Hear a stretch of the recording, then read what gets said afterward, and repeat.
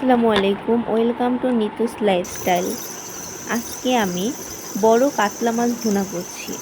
এখানে প্রথমে আমি মাছগুলো ধুয়ে একে একে মরিচ, লবণ, হলুদ এবং কিছুটা সরিষা তেল ভালো করে মাখিয়ে 10 মিনিটের জন্য ম্যারিনেট করতে রেখে দিয়েছিলাম। তারপর একটা কড়াইতে মাছগুলো দিয়ে উল্টিয়ে পাল্টিয়ে ভালোভাবে ভেজে নিচ্ছি। মাছটা ভালো করে ভাজা হয়ে গেলে এরপরে আমি একে একে মাছগুলো নামিয়ে নিব।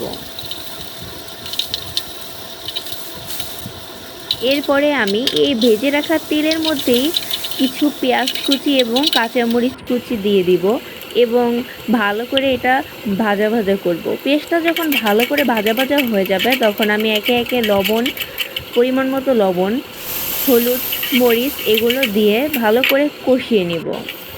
এরপরে আমি একটু পানি দিয়ে যখন এটা ভাজা ভাজা হয়ে যাবে তখন কিছুটা টমেটো কুচি দিয়ে দেব।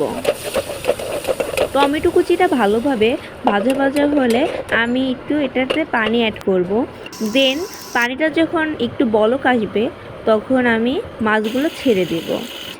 এভাবে কিছুক্ষণ আমি ঢাকনা দিয়ে প্রায় 10 মিনিটের মতো চুলায় হালকা আছে রান্না করার পরে এই তো আমার খাবার ready. Thanks for watching my video. Thank you.